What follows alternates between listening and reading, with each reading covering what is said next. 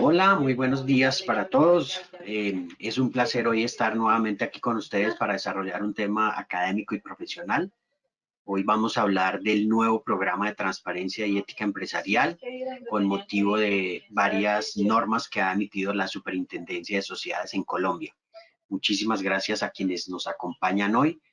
Y bueno, quiero darles la bienvenida a todos ustedes y especialmente a nuestros invitados. En primer lugar, quiero darle la bienvenida al doctor Santiago López Zuluaga, quien es delegado para Asuntos Económicos y Societarios de la Superintendencia de Sociedades. Él es abogado de la Pontificia Universidad Javeriana, MBA de Hall International Business School, especialista en Derecho de Mercado de Capitales y Derecho Tributario de la misma Pontificia Universidad Javeriana. Cuenta con más de 10 años de experiencia como abogado en prestigiosas firmas eh, de abogados y ha trabajado también en la superintendencia financiera y en el sector real. Y también le doy la bienvenida al doctor Juan Francisco Amezquita Gómez, asesor del superintendente y coordinador del Grupo de Cumplimiento y Buenas Prácticas Empresariales de la misma Superintendencia de Sociedades, abogado también de la Pontificia Universidad Javeriana, especialista en Derecho Comercial y en Derecho Societario, con más de 8 años de experiencia en el sector público en temas de vigilancia y control, especialmente en prácticas restrictivas de la competencia, compliance, soborno transnacional y prevención del riesgo de lavado de activos.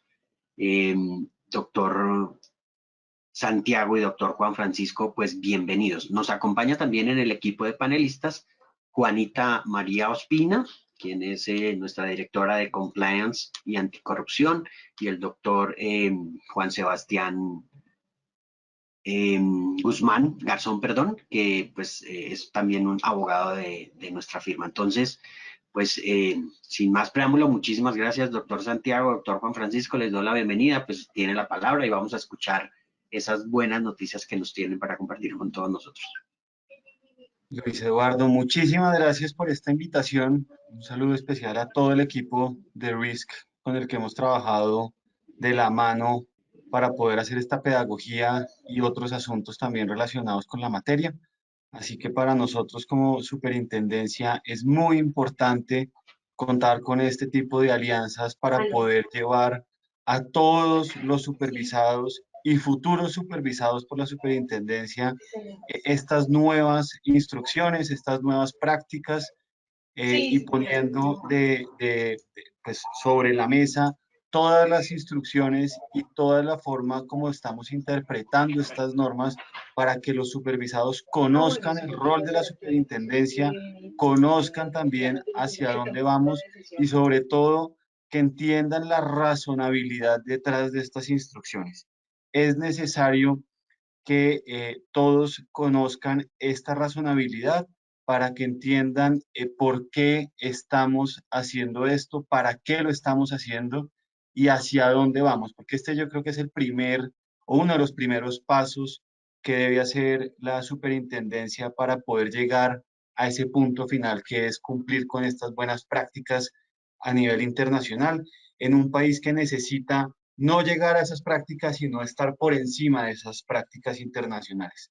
Es un país que pues tenemos unos riesgos de corrupción muy altos, unos riesgos también de lavado de activos, de financiación del terrorismo, de proliferación de armas de destrucción masiva muy altas, que necesitan una regulación y unas instrucciones que busquen que cada una de las entidades puedan implementar de la mejor manera unos sistemas y unos programas de autocontrol y autogestión de estos riesgos de forma clara, de forma sencilla, de forma rápida, pero siempre y cuando sea de forma aplicable, que sirva, que no quedemos solamente en regulaciones muy bien escritas o muy bonitas, pero no que lleguen a ser aplicables. Así que estos eventos son muy importantes para todo esto. Así que muchísimas gracias. Hoy me acompaña, como lo dijo Luis Eduardo, Juan Francisco Amezquita. Juan Francisco es parte del equipo y parte de la superintendencia hace varios años con el que ha venido trabajando estos temas desde la supervisión, llevando también desde hace varias administraciones a que la superintendencia esté cada día a punto con estas instrucciones. Así que pues es voz autorizada y creo que nos va a ayudar muchísimo, especialmente en la sección de preguntas cuando miremos qué ha hecho la superintendencia y hacia dónde va. Ahí nos va a apoyar muchísimo. Sin más preámbulo, la idea, Luis Eduardo, es hacer esta presentación donde vamos a presentar los nuevos avances de los programas de transparencia y ética empresarial, la nueva regulación, que incluimos esta regulación a la circular básica jurídica de la superintendencia como un nuevo capítulo. Hoy en día es el capítulo 13, donde haremos esa explicación de qué es, de qué se trata, cuáles son estas nuevas instrucciones, y posteriormente, muy rápidamente, les contaremos un poco del rol de la superintendencia basada en la circular de política de supervisión de programas de transparencia, para que todos los supervisados conozcan qué es lo que va a supervisar la superintendencia y cuál es el enfoque que tiene la superintendencia. Así que me pueden dar acceso para poder presentar la presentación. Mientras Isabel le otorga los poderes para la presentación, yo le recuerdo a todos nuestros participantes que pueden hacer sus preguntas en el chat, aquí en la aplicación, a mano derecha. Entonces ahí vamos a recibir todas sus inquietudes y se las vamos a trasladar al doctor Santiago y al doctor Juan Francisco. Entonces... Confírmenme si están viendo la presentación. Sí, señor, ya lo estamos viendo. Voy a colocar este panel. Listo.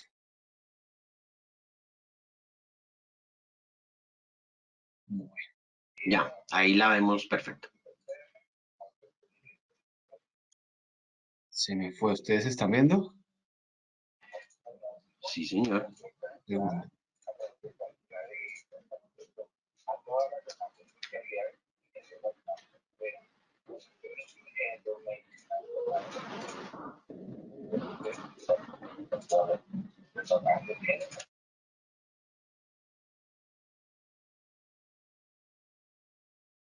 Se quedó en blanco.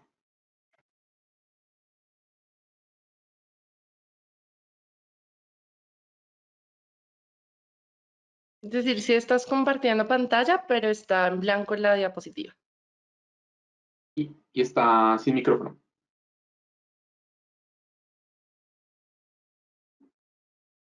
Se le desconectó el micrófono. Porque aparecía abierto, pero está desconectado.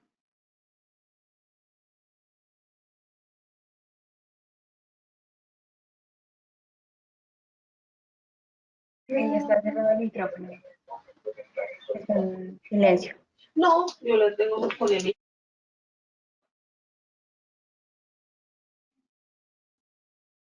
Ahí ya está abierto.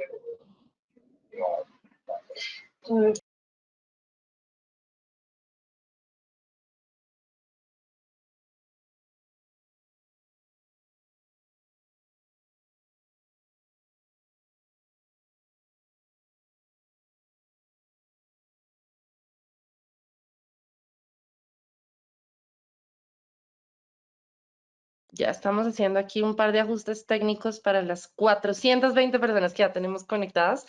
Regálenos un par de minuticos y ya continuamos. Mientras recuperamos acá el micrófono del doctor López y luego. Doctor Juan Francisco, ¿me escucha? Ah, ok.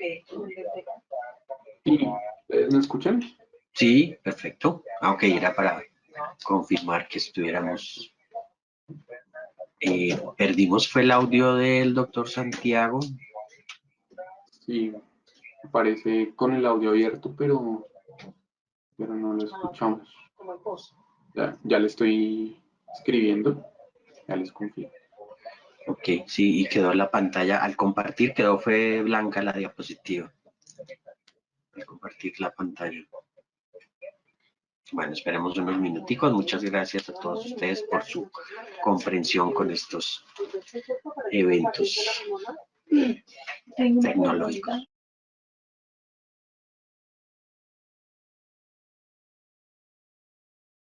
Igual, mientras tanto, recordarles a todos que pueden hacer preguntas. Ustedes en el panel de control de GoToWebinar les va a aparecer tanto una partecita de preguntas y una de chat a través de cualquiera de las dos, que nuestro equipo nos va a ir pasando todas las inquietudes para nosotros a su vez transmitírselas a los doctores López y a Mezquita, o incluso pues ya cuando ellos se van a retirar, pues directamente a Juan Sebastián y a mí. Entonces, recuerden que pueden ustedes hacer las preguntas que tengan en cualquier momento y nos las van a ir pasando. Asimismo, Doctor. estamos grabando este ejercicio. Si alguien no está de acuerdo, este es el momento de salirse, porque Doctor. igual ya estamos grabando la sesión. Doctor Santiago, si me está escuchando o si el doctor Juan Francisco le puede pasar, de pronto le sugerimos que salga de la aplicación y vuelva a ingresar a ver si recobra los poderes. Él va a ingresar por el celular, entonces yo voy a proyectar. Ah, ok. Si quieren, me pueden dar los permisos. Ok, y saber si por favor no le das la posibilidad de presentar al doctor Juan Francisco. Señor.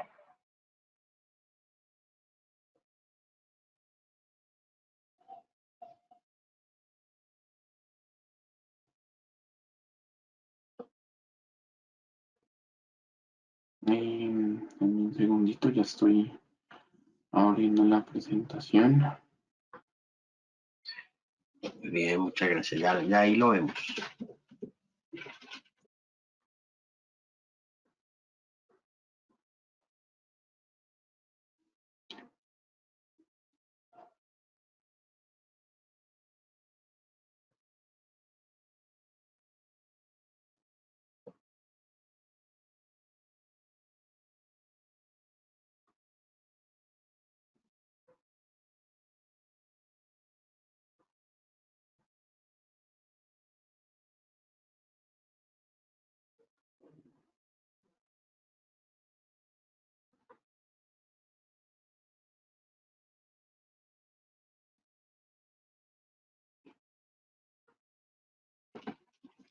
Para quienes se acaban de conectar, muchas gracias, bienvenidos gracias por aceptar esta invitación vamos a hablar sobre el nuevo programa de transparencia y ética empresarial. Estamos haciendo algunos ajustes técnicos en la conexión. Nuestros invitados especiales hoy al doctor Santiago, ya lo veo nuevamente, muchas gracias, y al doctor Juan Francisco Mezquita. Entonces,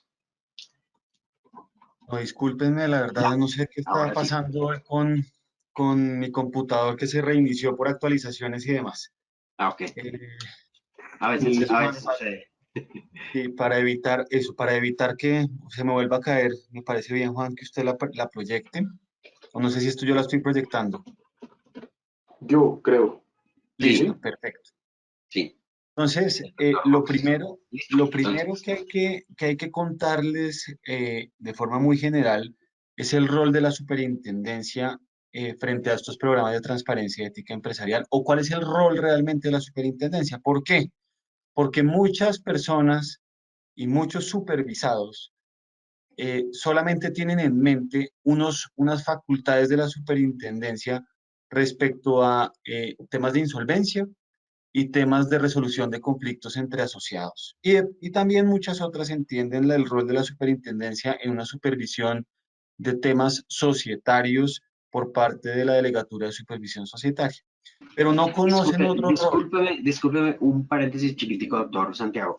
Doctor Juan Francisco, si puede ejecutar la presentación porque estamos viendo pues todas las diapositivas, solamente para que la presente, la ejecute. Eso. No. Yo la tengo acá en modo presentación, ¿sí? Ahí ya la están viendo. No, todavía no. Estamos viendo todas las diapositivas. Abajo, Disculpa la Juan. interrupción. Eso, perfecto. Listo, ahora sí, ya, disculpe. Entonces, pues otro de los roles que tiene la superintendencia, aparte de estos que son muy conocidos por los supervisados, son los temas de cumplimiento.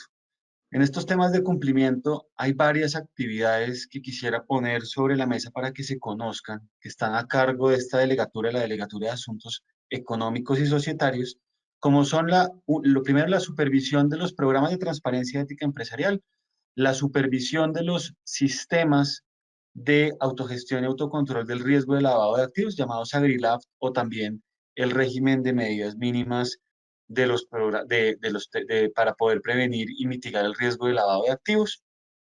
También tenemos dentro de este grupo la facultad de poder disolver o declarar la disolución de sociedades no operativas, es decir, aquellas sociedades que no renuevan su matrícula mercantil por 3 años consecutivos, también que no presentan información financiera a la superintendencia por 3 años consecutivos. Ahí la superintendencia tiene a su cargo la posibilidad de declarar estas sociedades como no operativas, teniendo en cuenta que ahí hay un riesgo alto de lavado de activos y también riesgo de corrupción, es decir, aquellas personas que crean este tipo de empresas solamente con un propósito particular de hacer un contrato, ejecutar una actividad y después se olvidan de su misma sociedad y ahí tenemos un riesgo alto. Estos 3 temas, los temas de lavado de activos, temas de programas de transparencia y los temas de disolución de sociedades no operativas están a cargo del grupo de programas y riesgos especiales, que está a cargo de Juan Francisco Amezquita, que nos acompaña. También dentro de este grupo de cumplimiento está la supervisión de sociedades BIC, es decir, aquellas sociedades que adquieren la condición de BIC como tal, que es beneficio e interés colectivo, buscando un triple impacto dentro de la sociedad, buscar que sean más productivas desde el punto de vista, no solamente desde el punto de vista económico, sino desde el punto de vista social y ambiental. También dentro de este grupo está el otro aspecto que ya no es de supervisión, sino de investigación y sanción por riesgos de soborno transnacional, por la comisión de la conducta de soborno transnacional o el cohecho por dar u ofrecer.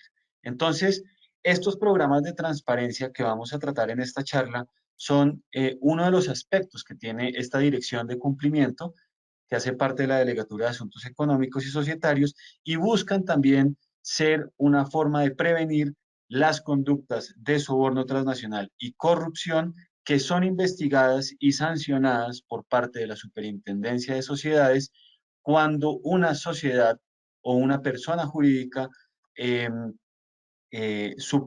sea o no supervisada por la entidad, comete una conducta o se beneficia de una conducta de soborno transnacional o cohecho por dar o ofrecer.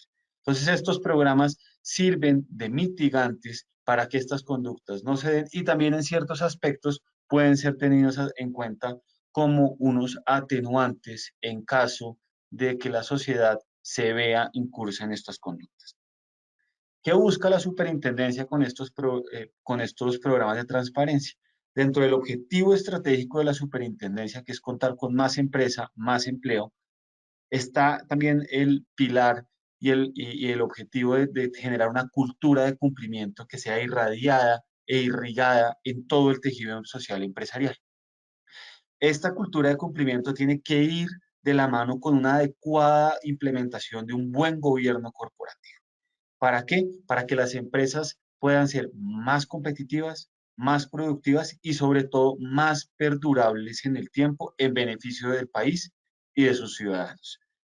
Estos programas, con estas instrucciones, basadas en las recomendaciones de organismos internacionales, la política general de supervisión de la entidad y obviamente las necesidades actuales de la supervisión y también de los supervisados, buscamos como uno de los puntos importantes y uno de los temas relevantes dentro de esta cultura de cumplimiento, generar estas instrucciones para combatir la corrupción, siempre con herramientas eficaces de gobierno corporativo. ¿Por qué con herramientas eficaces de gobierno corporativo? Porque es necesario establecer quiénes son los responsables dentro de la entidad, no solamente de crear el programa, no solamente de implementar el programa, sino también auditar, controlar, difundir y supervisar también al interior de la misma entidad cada una de estas actividades. Así que si quiere, sigamos adelante, Juan.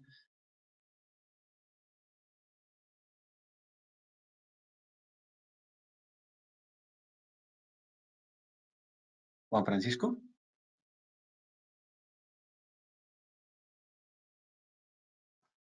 Estoy, ya están viendo, yo estoy adelantando la presentación. ¿Ustedes la están viendo? No, estamos en la diapositiva más empresa, más empleo. Empresa más empleo.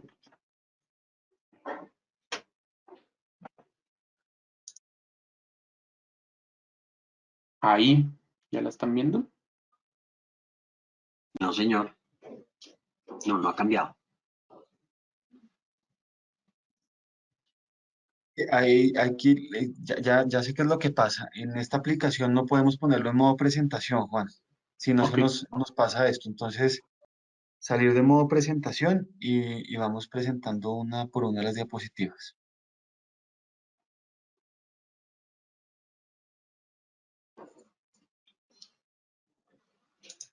listo. Ahí ya la están viendo. No, señor. Juan, Ya, ahora ahora sí. sí. Ya, Ya, ahora sí, ahora ahora sí. sí. Perfecto. Bueno, aquí no se va a ver, no se va a ver tan grande, pero busco como explicarlo un poco durante la presentación. Aquí tenemos el marco normativo de el origen de estos programas de transparencia en la regulación de las instrucciones también de la superintendencia. Aquí vemos todo el curso del tiempo de la regulación de estos aspectos. ¿Cómo nacieron estos programas de transparencia ética empresarial? Nacieron como objetivo principal o como objetivo particular de los programas con la ley 1778 de 2016, pero muchísimo antes de esta ley, con el Código de Comercio y las buenas prácticas empresariales, estos temas podían ser y debían ser también administrados y desarrollados por los administradores. ¿Cómo lo hacían antes? A través de códigos de ética principalmente. También lo hacían a través de unos programas internos al interior de las compañías para sus empleados, pero no tenían el enfoque hacia el soborno transnacional y por eso con la ley 1778 se establecieron estas facultades para la superintendencia de poder promover la adopción de estos programas para poder mitigar o buscar mitigar a través de un sistema de autocontrol y autogestión las conductas del artículo 2, que son las conductas de soborno transnacional. Después de que se emite la ley 1778, la superintendencia empezó a sacar unas instrucciones particulares. Empezó con las resoluciones de criterios de identificación de los sujetos obligados. ¿Quiénes eran los sujetos que debían implementar estos programas de transparencia y programas de ética empresarial, hoy programas de transparencia y ética empresarial? Pero después de que identificó estos sujetos, no estaba muy claro qué debían implementar. Así que se emitió la circular externa que puso en marcha estos programas de ética empresarial. Esta circular externa se emitió con el objetivo de ser una guía, unas recomendaciones prácticas sobre los programas de transparencia para que no solamente aquellos sujetos obligados vía la resolución implementaran estas políticas, sino que todas las sociedades que hacen parte del ecosistema pudieran implementar estos programas como una buena práctica empresarial. Posteriormente, se fueron emitiendo dos resoluciones, una en 2018 y la última de 2020, que fue identificando cada vez de forma más objetiva quiénes son los sujetos obligados a estos programas de transparencia y ética empresarial. ¿Por qué razón? Porque existían unas interpretaciones, no solamente de parte del supervisor, sino de los supervisados, donde generaba ciertas dudas si unas empresas debían ser sujetos o no. Así, con esta resolución se buscó generar unos sujetos claramente identificables, buscando unos códigos SIU para ciertos sectores, para que se tuvieran en cuenta quiénes eran estos sujetos obligados. Posteriormente, el decreto 1736 de 2020, que es este decreto que modificó la estructura organizacional de la Superintendencia de Sociedades, le entregó otra facultad a la superintendencia, que era la de adoptar y promover programas de transparencia y ética empresarial, no solamente enfocados en temas de soborno transnacional, sino para prevenir los actos de corrupción de forma general. Así, con esta facultad, la superintendencia tiene la posibilidad de establecer unas instrucciones no solamente enfocadas a soborno transnacional, sino a todos los actos de corrupción. Actos de corrupción que pueden ser actos de corrupción privada, pública, enfocada a ciertos sectores o no. Y con esa instrucción, la superintendencia emitió la circular externa de este año, con el nuevo capítulo 13 de la circular básica jurídica y también la política de supervisión de los programas de transparencia. Si quieres, sigamos adelante, Juan.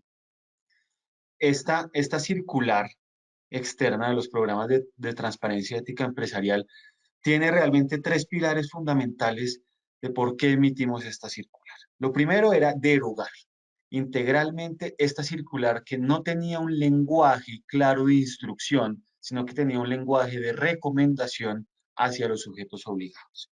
También derogar aquellas resoluciones que tenían esta posibilidad de generar interpretaciones diversas sobre quiénes eran los sujetos obligados y generar una estructura integral que tomara en cuenta las buenas recomendaciones de la circular de 2016 y también aquellos aspectos que se venían mejorando de las resoluciones de sujetos obligados. Dejarlo en un único documento que fuera de fácil aplicación por parte de los sujetos obligados. El otro pilar es atender a qué las modificaciones debían atender ciertos aspectos. Lo primero son las recomendaciones de la OCDE. ¿Por qué de las recomendaciones de la OCDE? La Superintendencia de Sociedades hace parte del grupo de trabajo de soborno transnacional en la OCDE. En este grupo de trabajo participamos todos los países de la OCDE que hacen parte de la OCDE y otros invitados, donde mostramos nuestros avances como país para referente a cómo se está desarrollando estas instrucciones y aplicando estas instrucciones contra el soborno transnacional principalmente, pero también no solamente se ve desde el tema de soborno transnacional, sino desde la corrupción de forma general. Estas recomendaciones son diversas. Que este año, en diciembre, presentaremos estos avances ante la OCDE con estas nuevas recomendaciones implementadas en nuestra circular, y no solamente en la circular, sino en proyectos de ley como el proyecto de ley 341 que está en este momento en curso en el Senado, que busca atender una gran mayoría de las recomendaciones. Sin embargo, podíamos también atender estas recomendaciones vía instrucciones de la superintendencia para dar ese avance y ese salto de calidad que tanto necesitaba, por lo menos el sector real empresarial. ¿Qué recomendaciones principalmente se adoptan en este capítulo 13? Lo primero es una protección al denunciante. Aquí con esta circular estamos buscando que las empresas obligadas y no obligadas, porque también buscamos que sea una muy buena práctica empresarial adoptable por todas las sociedades y por todas las entidades supervisadas por la superintendencia, pero que no son sujetos obligados por parte de esta circular. Entonces, en esta protección a denunciantes buscamos que las empresas creen unas reglas propias en sus programas de transparencia para proteger al denunciante y que podamos tener cada vez más denuncias al interior de las empresas y también a los entes de control para poder generar aquellas sanciones que se necesitan para que se cierre la puerta de la corrupción que tanto estamos viviendo como sociedad hoy, especialmente en el sector real. Ampliación de sujetos obligados. Es otra de las recomendaciones. Anteriormente, la superintendencia con sus circulares atendía un número muy reducido de sujetos obligados que debían aplicar los programas de transparencia. Y solamente estábamos teniendo alrededor de 300 o 400 sociedades obligadas a los programas de transparencia, pero con esta nueva modificación estamos llegando a tener unos sujetos obligados a implementarlo alrededor de unos 5.000 o 6.000 sujetos obligados, dependiendo de cómo lo midamos y dependiendo de unas proyecciones que tenemos para el próximo año. Ampliación de riesgos supervisados. Acá no solamente estamos supervisando o buscando que se mitigue el riesgo de soborno transnacional, sino también otros riesgos. El riesgo de soborno transnacional, pero también el riesgo de corrupción, en este caso corrupción relacionado con contratación estatal. Como un primer paso, la idea es que cada vez esta circular vaya siendo modificada de tiempo en tiempo, cada vez que se vaya adaptando el mismo sector a estas nuevas instrucciones, poco a poco, paso a paso, e integrando otros riesgos de corrupción a estas instrucciones para poder prevenir todo el riesgo de corrupción y no solamente lo que estamos buscando prevenir con esta circular. También esta modificación o este nuevo capítulo 13 atiende la política de supervisión general de la Superintendencia de Sociedades. Esta política de supervisión está basada en 3 pilares. Pilar de pedagogía, que es muy importante, principalmente hacer estos eventos, responder consultas, responder también frente a ciertas interpretaciones que se han venido haciendo de parte de la superintendencia, modificar la doctrina si es necesario para ser más claros.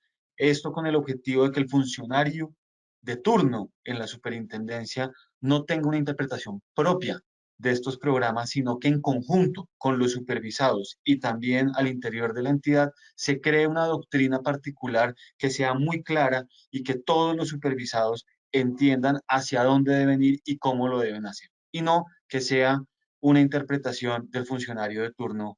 Eso lo tenemos que cerrar de plano para generar esta estabilidad jurídica y esta estabilidad de interpretación en todas las regulaciones que emitimos en la superintendencia. Posteriormente, también podemos decir que el nuevo capítulo 13 atiende las necesidades actuales. Aquí, viendo, digamos, los estudios de corrupción y el nivel de corrupción que tiene Colombia actualmente, pues debemos generar herramientas que prevengan esta corrupción con instrucciones eficaces para que cada una de las entidades implemente unos buenos sistemas de gobierno corporativo y prevenirlo en todas las esferas del ente societario. No solamente que sea una instrucción aplicable por el oficial de cumplimiento o que sea aplicable solamente por una sección de la empresa, sino que toda la infraestructura, toda la empresa como tal y todas las partes involucradas en la organización entiendan estos programas, entiendan estas instrucciones y los apliquen de la mejor manera con el enfoque de combatir la corrupción. Hoy solamente estamos buscando combatir la corrupción del soborno transnacional y la corrupción a través de contratación estatal. Con el objetivo, insisto acá, de poder ir avanzando y poder incluir posteriormente la corrupción también privada en estas instrucciones. ¿Cuándo empieza a regir este nuevo capítulo 3? Esto es otro de los pilares fundamentales porque entendemos que no es fácil en ciertos sectores y es más, aquellas empresas que empiezan a ser sujetos obligados a entender estos programas y a implementarlos de la mejor manera. No lo podíamos emitir de un día para otro, sino que tenía que haber un plan y un periodo de gracia, digámoslo así, de implementación en estos programas. Si bien el capítulo 13 empieza a regir a partir del 1 de enero de 2022, la supervisión de estos programas de transparencia empieza o estos programas empiezan a ser de obligatoria implementación a partir del 31 de mayo del próximo año, es decir, del 2022, y a partir de esa fecha la superintendencia empezará a supervisar estos nuevos programas de transparencia. Es decir, tenemos varios meses como sector para implementar estos nuevos programas y aquellas sociedades que venían implementando los programas de transparencia o ética empresarial anteriores ya tienen más del 80% implementado, es decir, que solamente deben ajustar ciertos aspectos para generar un mejor programa y no es una modificación completamente integral porque adoptamos gran mayoría de las recomendaciones que estaban en la circular anterior. Lo único es que cambiamos el lenguaje para generar instrucciones claras y no un lenguaje de recomendación. Sigamos, Juan. Los 2 riesgos que estamos buscando prevenir. Juan, sigamos a la siguiente diapositiva, porfa.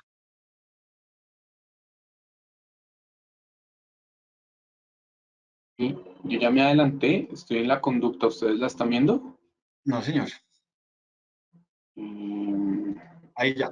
Sí, ya. Entonces, Sí, ya. la conducta de soborno transnacional, que es una de las conductas que busca ser prevenida con estos programas de transparencia, pues debe ser entendido como lo establece el artículo 2 de la Ley 1778 de 2016, que es una conducta a través de la cual una empresa, cualquiera, que puede ser una sociedad, aquí la denominamos Alfa SAS, o una sucursal de sociedad extranjera, aquí la denominamos Beta, que promete, pero promete u ofrece estas actividades y estos verbos rectores, lo realiza claramente a través de unas personas, a través de empleados, de contratistas, de administradores o de personas involucradas en en la estructura organizacional que pueden ser en sociedades subordinadas.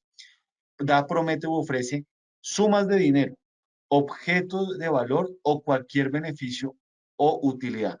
Claramente me devuelvo, cuando hablamos de prometer u ofrecer, no significa que la conducta se materialice, sino que haya una búsqueda de esta conducta, una tentativa, digámoslo así, buscando que se realice la conducta.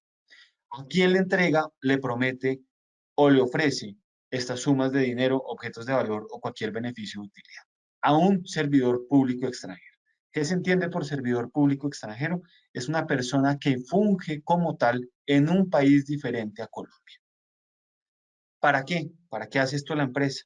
Para poder lograr que se omita, se retrase, se ejecuten actos asociados a las funciones de este funcionario público. Es decir, aquí podemos hablar de, por ejemplo, prometer o prometer que una participación en un contrato, una especie de coima, o por ejemplo también entregarle unos beneficios para que participe en unos eventos, o que se le da un regalo, no para que, con el objetivo de que se ejecute un contrato, sino también para que omita una actuación, que puede ser una actuación no solamente una actuación relacionada con la empresa, sino que se pueda beneficiar la empresa de esto. ¿Para qué? Para obtener un negocio, un contrato o un beneficio para la persona jurídica. Beneficio como tal, no es solamente beneficio pecuniario, sino beneficio que se busque beneficiar la sociedad o la persona jurídica de esta conducta. Entonces, buscamos con estos programas que esta conducta de soborno transnacional sea prevenida y mitigada.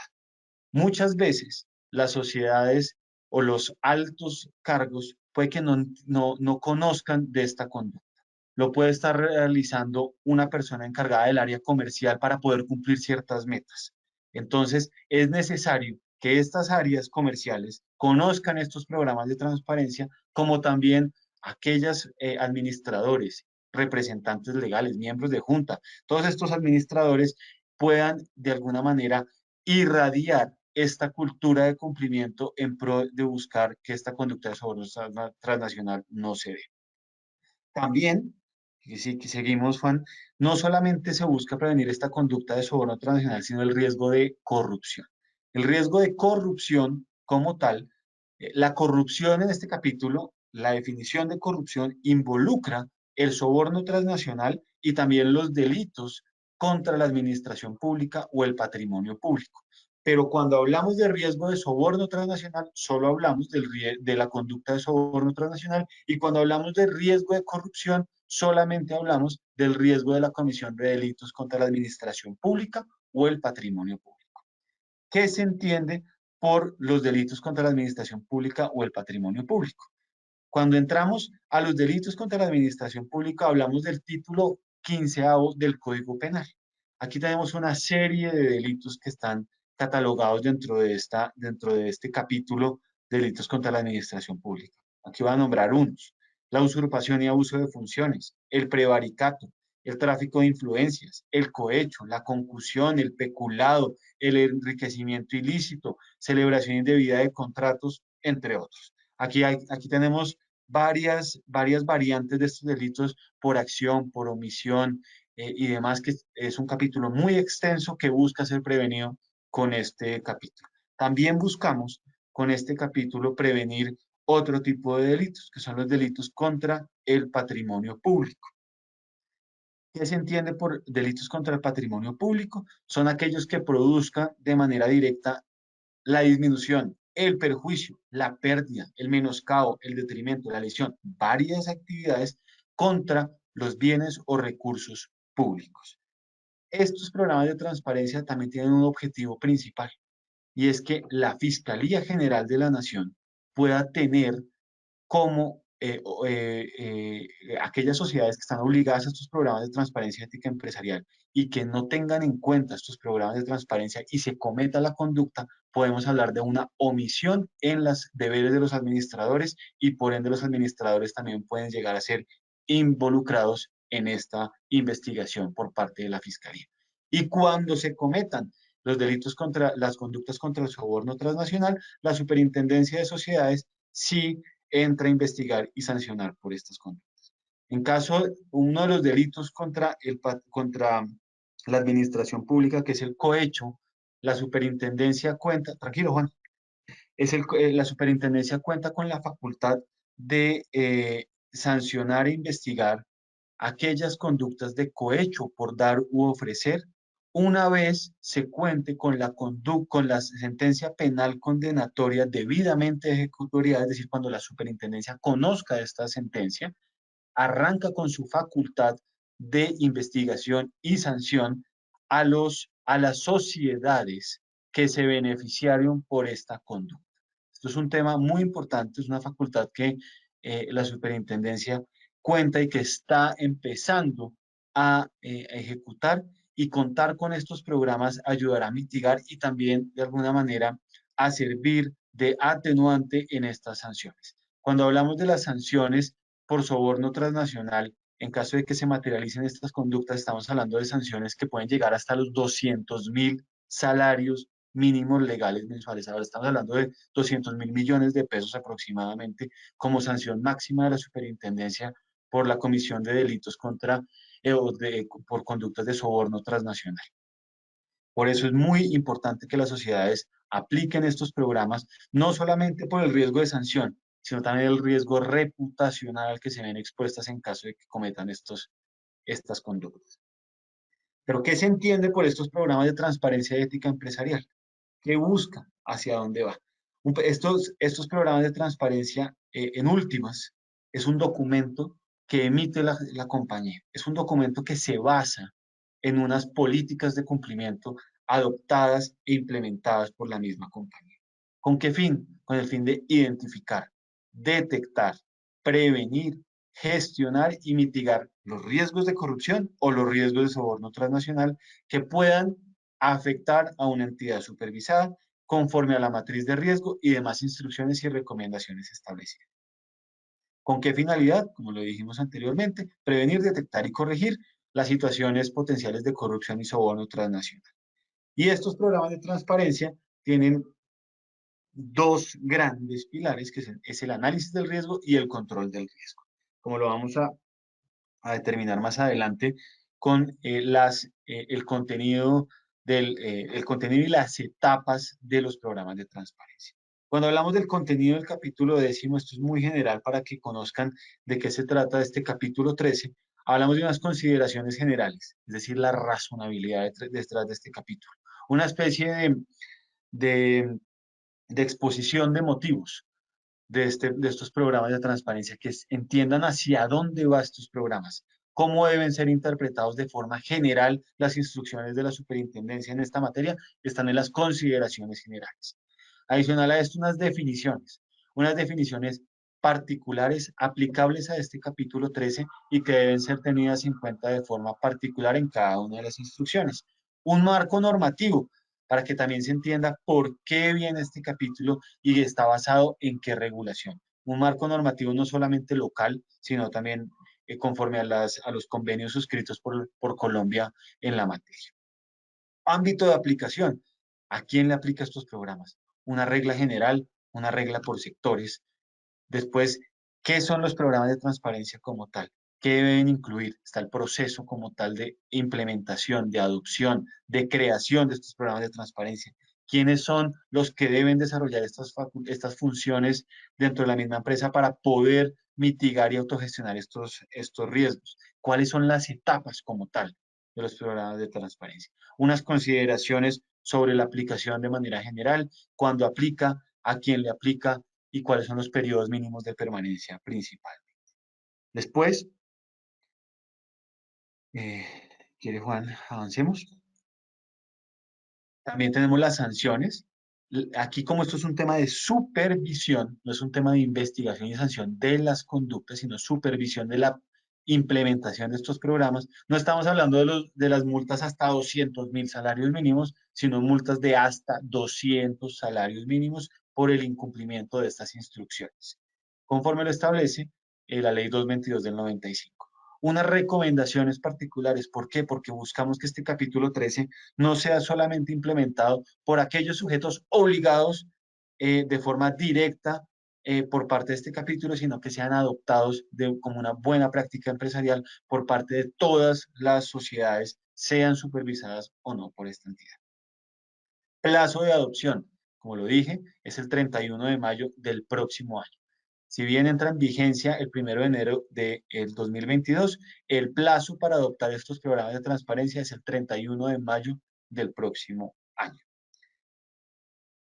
¿Quiénes son los sujetos obligados? La regla general de los sujetos obligados a estos programas de transparencia está enfocado en los riesgos de soborno transnacional.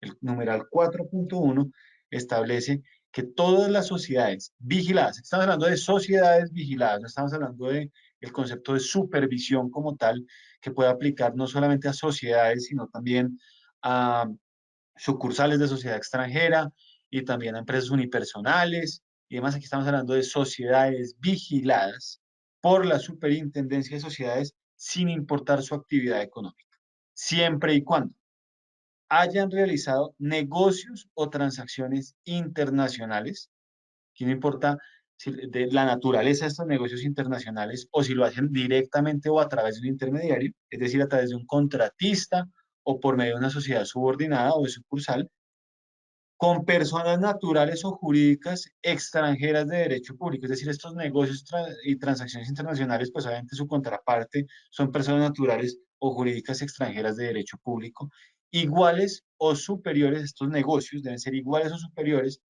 a 100 salarios mínimos legales mensuales vigentes, con corte al 31 de diciembre del año inmediatamente anterior, y siempre y cuando estas sociedades vigiladas hayan obtenido ingresos totales o activos totales iguales o superiores a 30.000 salarios mínimos, insisto, con corte o con la foto del 31 de diciembre del año inmediatamente anterior.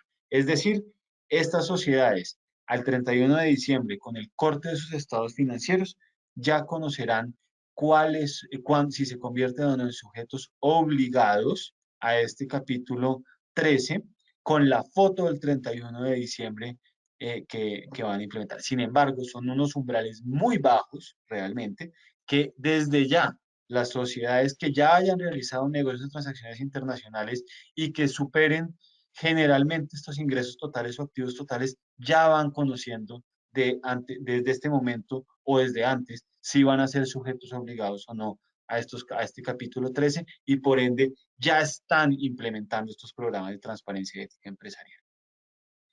Esa es la regla general sobre soborno transnacional.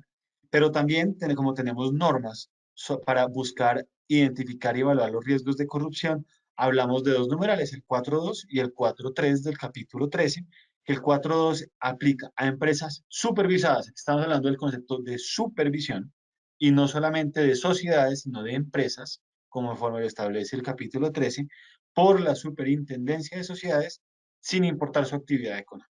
¿Pero qué deben cumplir?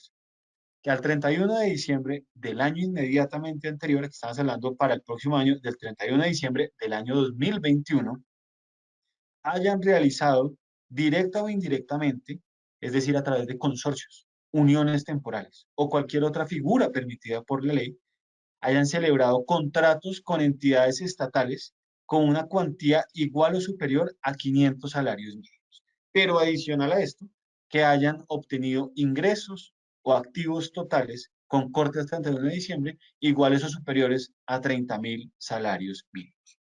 No estamos hablando de empresas pequeñas, sino un número de empresas pues las catalogadas por la Superintendencia de Sociedades dentro de sus supervisados como aquellas empresas que tienen un alto grado de supervisión que deben implementar estos programas de transparencia.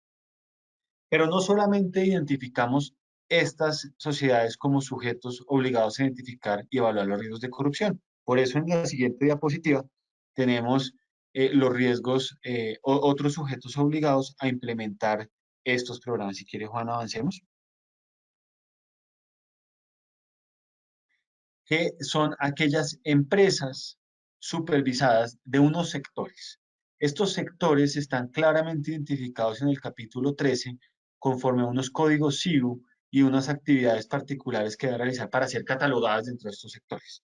¿Qué sectores estamos identificando con un alto grado de riesgo de corrupción por la misma situación actual y también riesgos identificados por la OCDE en sus guías instructivos que debemos como supervisores ponerle el foco para buscar prevenir estos riesgos? Está el sector farmacéutico, está el sector de infraestructura y construcción, el sector manufacturero y el sector minero energético. Pero no a todos los sectores o empresas supervisadas de estos sectores se les va a exigir estos programas de transparencia.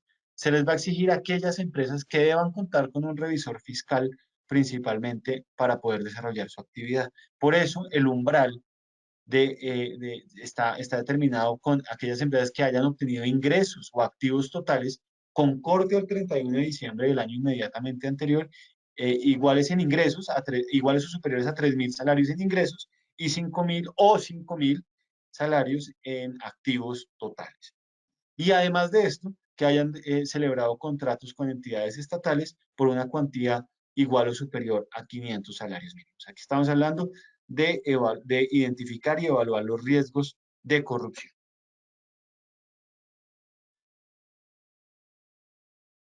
Aquí ya le doy la palabra a Juan Francisco para empezar a hablar sobre los elementos de los programas de transparencia, pero antes yo siempre inicio con los elementos y es que esto no es una regulación donde solamente hay que crear un documento de implementación. Yo creo que es necesario que todas las sociedades hagan esa pausa, pues, o los sujetos obligados hagan esa pausa en el camino e identifiquen sus propios riesgos. Sepan hacia qué es lo que buscan identificar, qué quieren hacer, cómo lo quieren hacer, crear unas políticas claras antes de empezar a desarrollar y redactar estos programas. ¿Por qué? Porque hemos visto programas de transparencia y ética empresarial que pueden estar muy bien escritos, pero no son aplicables a los riesgos de cada una de las compañías. ¿Por qué? Porque terminan siendo desarrollados como un documento estándar por unas empresas que desarrollan estos programas, pero no tuvieron en cuenta los riesgos particulares y las actuaciones y los contratos y las contrapartes y los proveedores y demás que tiene cada una de las empresas y también el enfoque gerencial de cada una de las compañías. Por eso es claramente necesario que se haga esa pausa en el camino antes de empezar a redactar y generar esas matrices y esos factores y esas alertas de riesgos con el consultor o con la persona que realiza internamente estos programas antes de redactar estos documentos. Si quiere, Juan, adelante.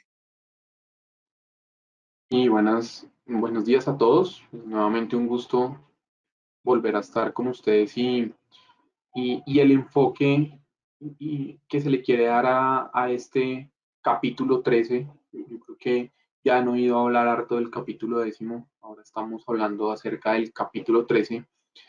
Tiene una estructura que pensó la superintendencia. Es importante que las empresas tengan en cuenta al momento de diseñar este programa. Entonces, se parte de la base que debe existir un oficial de cumplimiento y asimismo el representante legal. Estos dos sujetos deben presentar, deben diseñar y aprobar este programa. Miren que aquí vamos a tener un cambio importante frente a la anterior regulación que se está tratando de buscar empoderar un poco más al oficial de cumplimiento, institucionalizar esa figura al interior de las empresas y que efectivamente, como lo decía Santiago, que ese diseño y esa aprobación se ha enfocado directamente a los riesgos que pueda tener esa empresa como sujeto obligado. Miren que en algunos puntos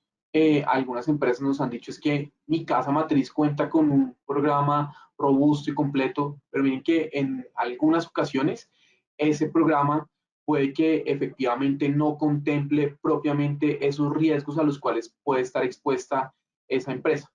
Puede que la matriz tenga unos riesgos totalmente diferentes, entonces es importante que ese diseño de esa aprobación la hagan de acuerdo al sector en el que está esa empresa, esa sociedad o esa sucursal de sociedad extranjera. Como les hacía mención, vamos a comenzar a hablar acerca del oficial de cumplimiento. Esta persona natural tiene que ser designada por la junta directiva o por el máximo órgano social cuando no se cuente con este órgano. Y es clave que se incluya, por ejemplo, el perfil que va a tener este oficial de cumplimiento, las obligaciones que van a estar a cargo de los diferentes órganos. Acá ya lo empatamos con la asignación de funciones y los responsables. Cada uno de estos sujetos al interior de la empresa va a jugar un rol importante y yo creo que en la medida en la que cada uno de estos sujetos cumpla con sus funciones, van a tener unos programas muy efectivos. Adicional a eso, la divulgación y la capacitación es relevante en estos programas. Necesitamos que las empresas cuenten con con el apoyo de esos empleados, de esas personas que son importantes al interior de la compañía, que esas capacitaciones se hagan por lo menos una vez al año. Miren que ya hicimos como el paso a paso de cómo tener ese programa de transparencia y ética empresarial y ahorita vamos a ver propiamente las etapas, lo que nosotros podemos hablar acerca de el día a día de ese programa de transparencia y ética empresarial. Como les hacíamos mención, la identificación del riesgo es clave de acuerdo a los riesgos propios a los que puede estar expuesta cada compañía. Entonces nosotros acá hacemos mención a algunos aspectos claves que ya se han venido mencionando a lo largo de varios años. Yo creo que Juanita aquí es experta ya en estos temas y, por ejemplo, es muy importante tener en cuenta el riesgo país, algo tan claro como que una empresa que vaya a contratar a otro país, hay que tener en cuenta que hay países que pueden ser más propensos que otros en materia de soborno, inclusive existen algunos rankings internacionales que pueden ayudar a las empresas a delimitar eso. No, de entrada no les estamos diciendo no hagan negocios en esos países, sino tengan en cuenta los riesgos que se pueden presentar y gestionenlos de una mejor manera. El sector económico, como lo hacía mención Santiago, hay unos sectores que son más propensos que otros. Esto tiene unos estudios técnicos y objetivos. Se ha hecho el estudio, por ejemplo, por parte de la OCDE y la mayoría de los casos en los que ha sancionado esta conducta de soborno transnacional pertenece a alguno de los sectores que hacemos mención en estos programas de transparencia y ética empresarial. Es muy importante, una vez se ha identificado ese riesgo, ver cómo se va a evaluar, cómo se va a medir y ahí les damos unas pautas muy específicas que ustedes van a poder utilizar. Ya después de eso vamos a pasar al control del riesgo y es importante establecer esas metodologías por parte de la empresa obligada que le permita efectivamente ver cómo a través de esos métodos, de esos procedimientos, pueden prevenir actos de corrupción. Aquí les hago un paréntesis y digamos que es muy importante que ustedes tengan en cuenta que estamos hablando de empresas del sector real, entonces son empresas que se pueden dedicar a diferentes actividades. El capítulo 13 va redactado de esa manera. Intenta ser lo más amplio posible, pero regulamos unos aspectos particulares y concretos. Y finalmente, el monitoreo del riesgo queda también un poco amplio, pero es muy importante que se hagan esas auditorías de manera periódica y que eventualmente, por ejemplo, cuando una empresa cambie su actividad o abra un nuevo modelo de negocio o adquiera nuevos contratos, pues que efectivamente ese riesgo esté contemplado y esté plenamente mapeado. No sé si Santiago quiere seguir acá o digo. Sí, no, si quiere, para el plazo del cumplimiento, pues ya lo hemos dicho que es el 31 de mayo del próximo año para poder adoptar estos programas y sigamos adelante porque quiero dar ya la palabra a las preguntas. Creería yo que es lo más relevante para poder empezar a generar esa pedagogía y esa interpretación común. Por eso aquí los invitamos a todos que en este momento, hasta desde el 31 de mayo del próximo año, si es necesario una modificación de este capítulo 13 por errores, digamos, que pudimos haber tenido en la redacción, presentar esas solicitudes ante la superintendencia y poder modificarlo si es necesario, como también generar consultas de interpretación para que sean resueltas por el grupo que dirige Juan Francisco o por la oficina jurídica de la superintendencia y crear esa doctrina institucional previa a su implementación y no al momento de implementarse o después de haberse adoptado. Es decir, que estamos en un momento donde todos estamos trabajando en pro de generar unas mejores instrucciones y ahí los invitamos a que ustedes hagan parte de esto.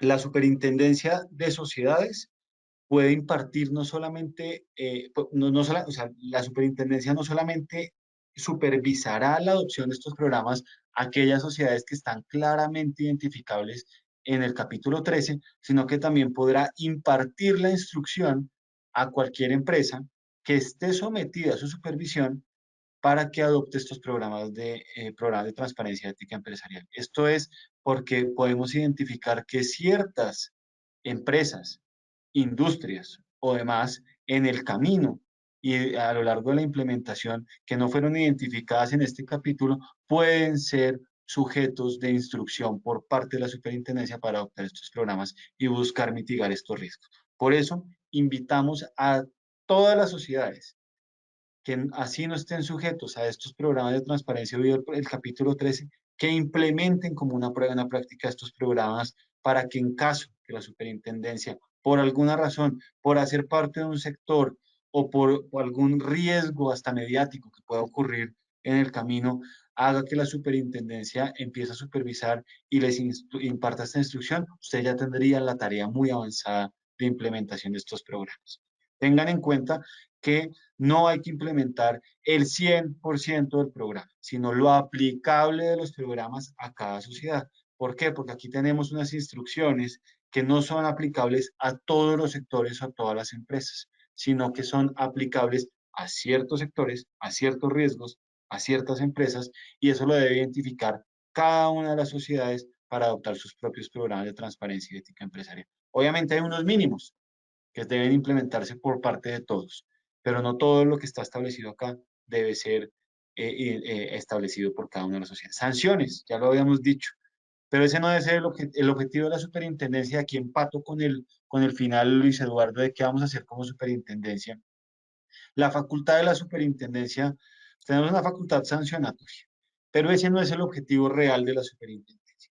El objetivo real de la superintendencia es irradiar e irrigar esa esa cultura de cumplimiento a todo el sector empresarial a través de un pilar fundamental que es la pedagogía. Por eso les la invitación de envíennos solicitudes de concepto. Pidan explicaciones sobre cada una de las interpretaciones si no está claro. Invítennos a estos eventos. Llévenos, podemos hacer también reuniones particulares con sectores para poder generar unas interpretaciones y explicar hacia dónde quiere la superintendencia. Buscar que la superintendencia no solamente instruya, sino retroalimente. Por eso también es muy importante cuando empecemos la supervisión que no solamente vamos a estar enfocados en unos temas de incumplimiento cuando sea un incumplimiento grave o reiterado, sino que también buscaremos generar unos planes de acción de mejora. Esos planes de acción con ese enfoque de retroalimentación. Es decir, diremos, aquí hubo un incumplimiento de A, B, C o D tema de las instrucciones que no los consideramos como graves o no los consideramos como fundamentales o esenciales dentro del programa y los invitamos a que en un periodo de tiempo se acojan a esas instrucciones y las implementen de la forma más rápida. Eso es un tema de retroalimentación, generar estos espacios de visita con ese enfoque pedagógico y retroalimentación va a ser muy importante y eso será también con el criterio no solamente de las recomendaciones de la OCDE, sino de Gafi, de ser un supervisor que retroalimente. Y en eso nos enfocaremos también para poder llegar. ¿Y por qué? Porque estos riesgos de soborno transnacional y de corrupción como tal son delitos fuentes de lavado de activos y también debemos adoptar estas recomendaciones, Gafi. Y por último, tenemos la actuación oportuna y temprana. ¿Qué hacemos como superintendencia? Nosotros tenemos que enfocar nuestros esfuerzos a generar una supervisión basada en riesgos. ¿Qué hacemos? ¿Qué haremos nosotros? Todos los años, como lo conocen, emitimos el informe 52. Este informe 52 se realiza con un objetivo estadístico. Es decir, todos los sujetos obligados al 31 de diciembre de cada año. Es decir, el próximo año recibiremos el informe 52, no con la implementación de este capítulo 13, sino con lo que era aplicable y a quienes le era aplicable al 31 de diciembre de este año. Y con esa estadística podemos identificar dónde están los incumplimientos generalizados, qué sectores son los que menos están cumpliendo, no con un enfoque de aquellas sociedades que nos responden que no han hecho algo o que si han hecho algo, iremos a visitarlos, y aquellas sociedades juiciosas que responden a estos informes 52, llegar a supervisar, sino todo lo contrario, que nos sirva de insumo para poder crear una matriz de supervisión claras. Y con esas matrices de supervisión podemos llegar a ciertos sectores, a ciertas sociedades, que obviamente tendremos en cuenta el informe 52 que presentaron o que no presentaron, para como un criterio también de supervisión que puede llegar a ser objeto de sanción. Y además de esto, este informe 52 tiene el objeto también que todas las sociedades hagan una especie de debida diligencia interna de temas de corrupción, que sepan si han implementado bien o no sus programas de transparencia, que hagan esa pausa también de si lo estamos haciendo bien, y si no lo están haciendo bien, cuentan con el espacio de poderlo adecuar rápidamente. Pueden poner no lo han hecho, pero pueden empezar a partir de ese momento a ajustarlo de la mejor manera para que en el evento en que la superintendencia o también se materialice algún riesgo, ustedes ya cuenten con eso claramente identificado. No hay que tenerle miedo a la superintendencia y menos de decir que no tienen algo cumplido. Más bien díganle, no lo he hecho, pero lo voy a hacer en este tiempo, por favor, déme ese plazo.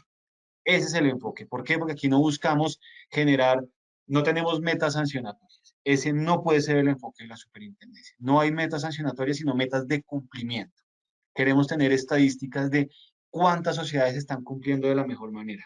¿Por qué no están cumpliendo ciertas instrucciones y hacia dónde vamos? ¿Para qué? Para poder ajustar año tras año, o si se necesita en menor tiempo, las instrucciones que emite la superintendencia y ser dinámicos en esta mitigación del riesgo. No pueden ser instrucciones que queden estáticas durante 5 años, 6 años. ¿Por qué? Porque tenemos la necesidad de adoptar las recomendaciones y los riesgos que se van identificando durante el transcurso de la misma implementación. Con esto terminamos, Luis Eduardo, y podemos empezar con las preguntas. Pues doctor Santiago y doctor Juan Francisco, muchísimas gracias. Como se lo dije en privado, de verdad mis felicitaciones por tomar ese enfoque proactivo desde la superintendencia, a usted y a todo su equipo. Y qué bueno que nos dé esa grata noticia de que este tiempo también va a ser para que todos los sujetos obligados depuren, lean, aclaren sus inquietudes, les eleven las solicitudes y peticiones correspondientes. Muy amable. Bueno, tenemos varias preguntas, muchas. Nosotros teníamos previstas unas iniciales, entonces vamos a dar con la palabra, le voy a dar inicialmente la palabra a Juanita, luego a Juan Sebastián, y comenzamos a mirar algunas de las que tenemos de nuestros participantes, que son bastantes. Entonces, Juanita, pues tienes la palabra. Perfecto, Luis Eduardo, mil gracias. Bueno, me sumo a las felicitaciones que mencionaba Luis Eduardo, además porque creo que también son palabras de aliento y de tranquilidad para todos nuestros participantes. Muchas veces el enfoque de la mayoría de las empresas es para evitar ser sancionadas y no vemos el fondo o el interés que está detrás de esta materia que va mucho más allá, y es fortalecer toda la prevención y lucha contra un fenómeno que es una realidad en el contexto colombiano y en donde precisamente, y por eso felicito ese ánimo proactivo y más de colaboración con las entidades, buscando que cada vez haya más entidades que cumplan más que sancionar. Una de las preguntas que nos han hecho bastante tiene que ver, y yo creo que es porque hay una confusión sobre lo que son las diferentes normas en esta materia. Digamos que siempre habíamos hablado de la ley 1778, de la resolución que definía sujetos obligados y de las normas sobre cómo implementar programas de transparencia y ética empresarial. La segunda desaparecería y quedaría cobijada dentro de esta circular, pero nos hicieron algunas preguntas sobre, ¿quiere decir que se deroga la ley 1778? ¿Quiere decir que esto aplica para todos, para personas o sujetos obligados o vigilados por la superintendencia? ¿Cómo es la obligación de cara al informe 52? Entonces, creo que es importante, a modo como resumir un poco, diferenciar cada contexto, porque la ley 1778 tiene una cobertura más allá de sujetos vigilados por la superintendencia, a diferencia de lo que es el marco de la circular, y también un poco las diferencias de lo que son las obligaciones propias del programa de transparencia y ética empresarial y lo que son las obligaciones asociadas al informe 52, incluso también considerando los tiempos de vigencia. Es decir, hay preguntas que están apuntando a, yo me puedo desde ya cobijar por esta circular. Si yo tenía que cumplir abril de 2021, de hecho la respuesta de una vez es ya deberíamos haber cumplido abril de 2021, pero digamos como mostrar esa diferencia de lo que son este conjunto de normas que son separadas con propósitos diferentes y sujetos obligados diferentes, y cómo se articula esto con la obligación del informe 52 de manera separada a lo que es tener un programa de transparencia y ética empresarial. Creo que vale la pena hacer esa claridad para las preguntas que nos han hecho en ese sentido. No sé si sí fui clara en la pregunta. Creo que tienen muchas preguntas en una, entonces voy a intentar abarcarlas y Juan, usted me complementa al final para poder responder la gran mayoría de preguntas que nos hiciste. Lo primero es, hay que dejar claro que las circulares de la superintendencia no derogan ninguna ley ni ningún decreto. Todo lo contrario, las circulares buscan implementar de mejor manera, vía instrucciones, esas normas, esas leyes, esos decretos. Por eso, aquí también, si en algún momento ustedes ven que nosotros por nuestra circular, que no lo creemos, pero estamos de alguna manera dando a entender que estamos derogando alguna norma o yendo un poco en contra de alguna norma, pues eso no puede ser y hay que ajustarlo si es necesario. Así que los invitamos a que si hay algún aspecto, algún tema en este sentido, pues que nos envíen esa consulta para poder verificarlo y poder trabajar en conjunto con usted. Por otro lado, aquellos sujetos obligados a los programas de ética empresarial o programas de transparencia ética empresarial, conforme a la resolución de octubre del año pasado, que debían implementar estos programas con corte a abril de este año, estos sujetos son aquellos que deben, de alguna manera, presentar el informe 52 el próximo año. Es decir, los que van a presentar el informe 52 el próximo año no son aquellos sujetos o nuevos sujetos obligados conforme a este capítulo 13, sino aquellos que son sujetos obligados durante este año y con corte al 31 de diciembre de este año. También esas instrucciones o esos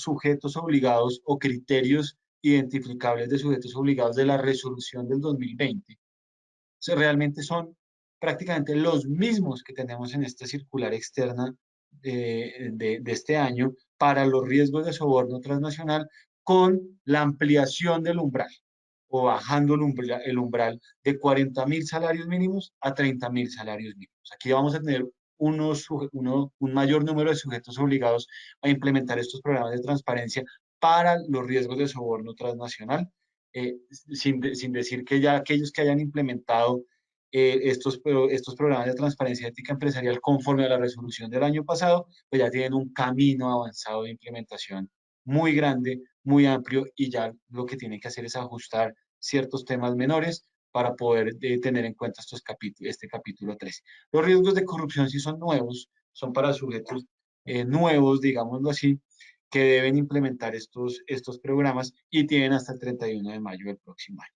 Adelante, Juan. Y digamos que acá yo creo que es muy importante hacerles saber a las empresas que, como decía Juanita, la ley 1778 es muy amplia de los sujetos que pueden llegar a ser pueden llegar a ser sancionados. Eh, Sociedades, sucursales, bancos, etcétera. Entonces, para que lo tengan en cuenta, algo muy importante y es que esa ley 1778 trae como en cierta medida un mecanismo para graduar la sanción, que la empresa haya adoptado un programa de transparencia ética empresarial. Ahí ustedes lo pueden ver como un plus. Yo creo que también es muy importante la invitación a que lo hagan de manera voluntaria, esa adopción que las empresas lo quieran hacer de manera voluntaria. Del capítulo 10, con muy buenos ojos, hemos visto que algunas empresas que no están obligadas nos han dicho, yo quiero adoptar este sistema porque quiero mitigar esos riesgos. Esperamos que con este capítulo 13 también se dé esa experiencia. Inclusive hemos recibido comunicaciones de personas naturales que han decidido adoptar parte de estos sistemas. Entonces, yo creo que a eso es lo que le estamos apuntando, como decía Santiago, más que a una sanción. Yo creo que es que estos mecanismos efectivamente logren prevenir los riesgos de lavado, que logren prevenir los riesgos de corrupción o que si se presentan que efectivamente podamos tener unas denuncias de una manera pronta. Bien, tenemos más de 500 personas conectadas y muchas preguntas, pero Juan Sebastián, te cedo la palabra para hacer algunas de las que tenemos previstas y yo ya hago unas resumiendo también las de algunos participantes. Muchísimas gracias. Bueno, mi pregunta va dirigida más que todo al tema de protección de denunciantes y su relación con el acoso laboral. Deberíamos entender la política contra el acoso laboral en los términos de la Ley 1010 de 2006 o únicamente deberíamos entenderla de acuerdo con las garantías de no represalias. Eso en primera instancia. Y en segunda instancia, en caso de ser aplicable la Ley 1010 en contra del acoso laboral, ¿cómo se va a conjugar el parágrafo primero del artículo primero de esta ley que dice: la presente ley no se aplicará en el ámbito de las relaciones civiles y o comerciales derivadas de los contratos de prestación de servicios, en los cuales no se presenta una relación de jerarquía o subordinación, con la nueva definición de empleado que contempla la circular 011, en la que se incluye precisamente como modalidad de vinculación el contrato de prestación de servicios entre la empresa obligada y el trabajador? Pues Juan Sebastián, yo creo que aquí la respuesta tiene que ser muy amplia porque son casos particulares, pero la respuesta es la circular o el capítulo 13 no puede ir en contra de esas normas. Entonces, lo que les sea aplicable frente al acoso laboral debe ser aplicable por estas empresas. Nosotros acá vemos que la protección al denunciante no solamente es por un tema de acoso laboral, sino por otro tipo de actuaciones que pueden llegar a afectar la no denuncia. Entonces, si bien aquí nosotros hablamos del acoso laboral como uno de los aspectos que deben ser tenidos en cuenta para que haya más denuncias y no se afecte la relación laboral, pues debe ser tenido frente a lo que le aplique a cada una de las sociedades en el caso particular. La superintendencia no sanciona por un tema de acoso laboral, sino que sancionaría en este caso por no generar esos controles para que no haya una especie de acoso laboral o no genere esos canales de denuncia particulares que puedan estar basados en la protección al denunciante, pero no la conducta como tal. La superintendencia acá no mirará temas de acoso laboral, sino implementación de estos programas para prevenir estas conductas. Juan Sebastián, Juan Francisco. Y yo creo que el capítulo 3 es mucho más amplio y yo creo que aquí es importante hacerles mención a que la OCDE mira este tema de una manera muy particular y es que ve que, por ejemplo, en Colombia estamos un poco atrasados en este tema de la protección al denunciante.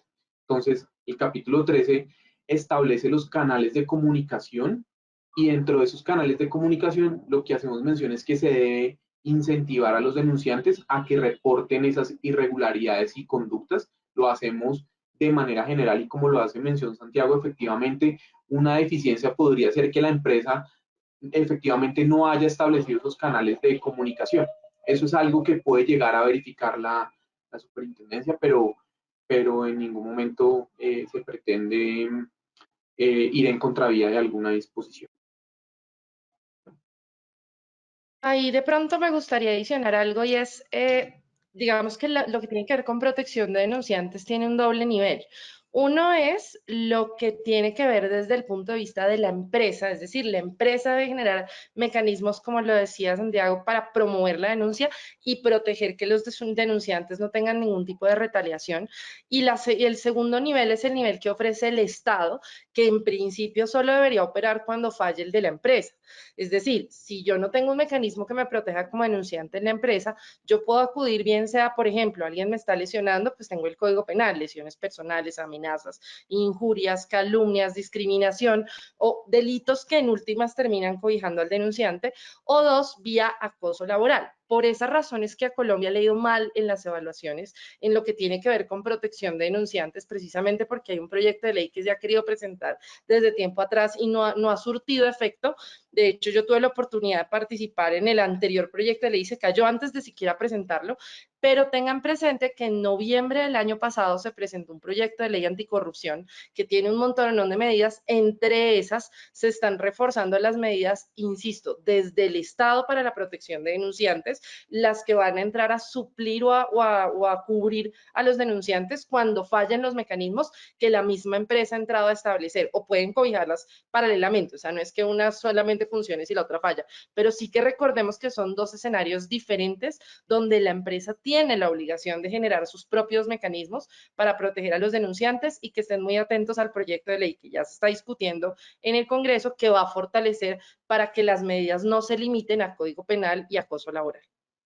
Y tú lo acabas de decir muy Gracias. claro, que este sistema es un sistema de autocontrol y autogestión de las empresas. Entonces, nosotros acá tenemos unas instrucciones muy generales que pueden ser aplicables o no a todas las sociedades, y cada una de las sociedades tiene que traducir esas instrucciones a sus riesgos particulares y de la forma que mejor lo puedan adoptar. En temas de protección de denunciantes, unas empresas necesitan mayores controles para proteger al denunciante que otras.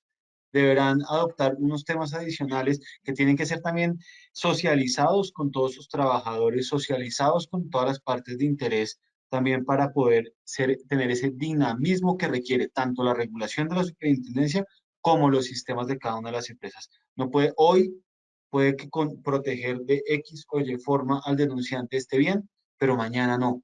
Y eso lo tiene que ir adaptando cada empresa conforme a las denuncias que vaya recibiendo, no solamente para denuncias de los actos que se puedan cometer, sino las denuncias por no sentirse cómodos al denunciar. Eso los llevará a generar estos controles de la mejor manera. Y este es un avance importante de protección al denunciante, que, como lo dijo Juanita, no ha sido posible hacerlo a través de ley, pero aquí lo estamos haciendo como un sistema de autocontrol y autogestión, con normas que cada una de las empresas deberá adoptar de la mejor manera conforme a los lineamientos y el marco legal colombiano. Bien, muchas gracias. Tenemos múltiples preguntas sobre un tema que llama mucho la atención y es el oficial de cumplimiento. Entre algunos, pregunta Edna, Angie, Triana, a ver si podemos aclarar. Por ejemplo, preguntan sobre el tema del nombramiento. Si hoy alguien, una pregunta de estas mencionaba, si yo ya quisiera adoptar este nuevo esquema y no esperarme hasta mayo del próximo año, debería entonces informar a la Superintendencia de Sociedades. Hay un límite también similar al esquema de Sagrilab para que el oficial de cumplimiento pueda tener varias empresas a cargo en el programa de transparencia. Cómo se certifica la formación, si está claro que se puede tercerizar, es decir, si el mismo oficial de cumplimiento para transparencia puede ser el mismo de Sagrilab, porque el criterio también cambió con la anterior norma. Ahí les dejo varias preguntas relacionadas con el oficial de cumplimiento. Lo primero es decir que el oficial de cumplimiento de Sagrilab tiene debe cumplir con unos requisitos y unas credenciales diferentes a los requisitos y credenciales del oficial de cumplimiento de los programas de transparencia. Eso significa que, ¿por qué? Porque el oficial de cumplimiento de los programas de transparencia tiene unos umbrales un poco menores y unos requisitos un poco inferiores, digámoslo así, a los temas de Sagrilab. Es decir, que normalmente aquel oficial de cumplimiento que para temas de Sagrilab podría también fungir como oficial de cumplimiento de los programas de transparencia, pero no al revés. No todos los oficiales de cumplimiento con las credenciales particulares para programas de transparencia podría ser oficial de cumplimiento para Sagrilab, pero sí puede ser el mismo. Tiene también unas restricciones para no ser oficial de cumplimiento en un número de empresas. Ahora le doy la palabra a Juan Francisco para que nos cuente un poco sobre las credenciales, requisitos y también restricciones. Pero con esto, pues yo creo que debe ser nombrado también por la Junta Directiva, eso es clave. ¿Por qué? Porque aquí buscamos la profesionalización de la figura del oficial de cumplimiento. Es quien debe realmente supervisar y auditar la creación e implementación y adopción de estas instrucciones, no la superintendencia como tal, sino debe ser al interior de las empresas al ser un sistema de autocontrol y autogestión. Es clave dejarlo sobre la mesa. Aquí no estamos hablando de instrucciones donde la superintendencia genera instrucciones que deben ser cumplidas en blanco y negro, sino que tiene que una interpretación particular de cada una de las empresas, adopción y traducción a los propios riesgos de cada una bajo este esquema de autogestión y autocontrol. Si quieres, Juan, vamos adelante para contar un poco sobre las credenciales y las restricciones. Y creo que ahí responderíamos la gran mayoría de las preguntas. Sí, digamos que aquí a la pregunta de si lo pueden adoptar ya como una buena práctica empresarial, las empresas en este momento pueden recoger todo ese capítulo 13 e ir adelantando la tarea. Yo creo que es un muy buen ejercicio para ver cómo les puede ir funcionando estos nuevos programas de transparencia ética empresarial. Tenemos menos requisitos para este capítulo 10, es decir, un oficial de cumplimiento para el PTE va a tener que cumplir menos requisitos que para el Sagrilab. Hemos visto... Perdón, Juan, un tema de aclaración. Aquellas empresas que adopten estos programas de transparencia antes del 31 de mayo del próximo año no deben informar a la superintendencia sobre la designación del oficial de cumplimiento, sino hasta que sea obligatorio el cumplimiento, que es el 31 de mayo del próximo año. Sin embargo, si quieren informar a la superintendencia y darle digamos, esta parte de designación y empezar a crear este registro de oficiales de cumplimiento que tiene un único propósito, es crear bases para poder hacer pedagogía, para poder hacer comités sectoriales y crear guías instructivos de forma pues mancomunada con el sector empresarial y que no sea una tarea solamente de regulación de la superintendencia. Es para eso, si lo quieren ir informando a la superintendencia, lo pueden hacer, pero la obligación empieza a regir a partir del 31 de mayo del próximo año. Y entonces, hemos visto, por ejemplo, que en algunos foros nos han preguntado, oiga, el oficial de cumplimiento para el PTE debe tener esa experiencia de 6 meses que se establece en el capítulo 10 para que lo tengan en cuenta. No debe cumplir, por ejemplo, con ese requisito, no debe cumplir con otros requisitos puntuales. Digamos que el capítulo 10 de Sagrilab ha incluido más requisitos.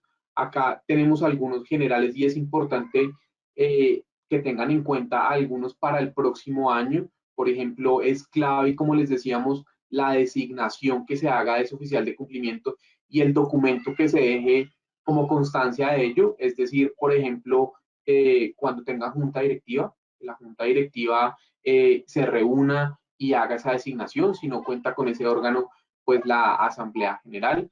¿Qué buscamos? Si bien no tenemos tantos requisitos, si queremos tener un oficial de cumplimiento que esté empoderado y que efectivamente logre conocer acerca de sus riesgos. Por eso les decía que si desde este momento ustedes lo van a hacer como una muy buena práctica empresarial, yo creo que vamos a poder llegar al próximo año con oficiales de cumplimiento que en cierta medida ya tienen una experiencia para manejar estos programas de transparencia y ética empresarial. Nosotros en la página de la superintendencia hemos dispuesto unos materiales pedagógicos que están a disposición de esas personas. Entonces tenemos un curso virtual de lucha contra el soborno transnacional. Para los revisores fiscales hemos expedido una guía muy importante en materia de prevención en lavado de activos y lucha contra el soborno transnacional. Todos estos documentos los pueden ir revisando y así en cierta medida van a ir adquiriendo un poco más de experiencia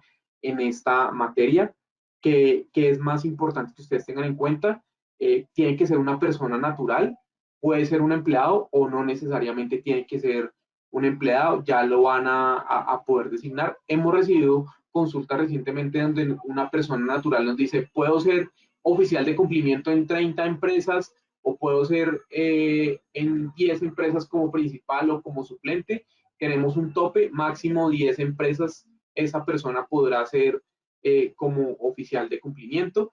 Esa norma tiene una excepción, y es que si hay un grupo empresarial, tenemos un grupo empresarial con más de 10 empresas, pues ahí ese oficial de cumplimiento sí podrá serlo en esas empresas vistas como sujetos obligados. Ahí es importante que, si bien lo puede ser en varias empresas, es importante que ese oficial de cumplimiento gestione ese riesgo desde el sujeto obligado, desde la actividad en la que está. Cada empresa, como les mencionábamos anteriormente, va a tener riesgos diferentes, y es importante que lo tengan en cuenta. Mantenemos esas prohibiciones y restricciones. No queremos que el oficial de cumplimiento a la vez sea el representante legal, por lo que les hacíamos mención a que van a existir diferentes órganos que yo creo que van a nutrir este sistema. Entonces, esa por ejemplo, es una prohibición, y yo creo que las van a poder revisar. Lo que les decía Santiago, si ustedes tienen alguna duda acerca de la aplicación, pues con mucho gusto nos pueden escribir, y las puertas de la superintendencia están abiertas para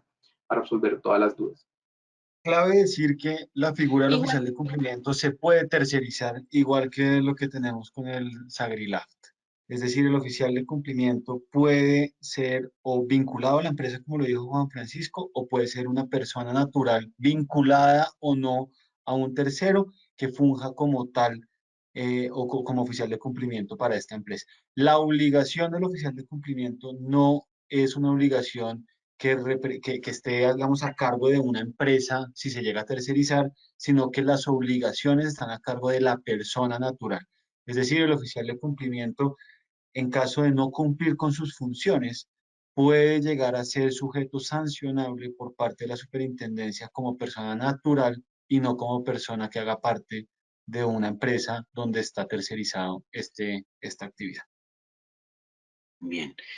ahí Creo les que, vamos a Juanita, compartir, hay un book que nosotros hicimos hace un tiempo sobre los principales conceptos de la Superintendencia de Sociedades en materia de SAGRILAFT y Programa de Transparencia y Ética Empresarial. Ahí se revisaron más de 1.200 conceptos, de los cuales 95 tienen que ver con estos dos temas, y ahí están desarrollados ampliamente varias de las preguntas que han hecho. Es decir, en últimas, si la norma está diciendo no podrá ser oficial de cumplimiento, el revisor fiscal, el representante legal, el auditor tal, es básicamente la misma norma que se traía para SAGRILAFT, y ya hay conceptos sobre el tema.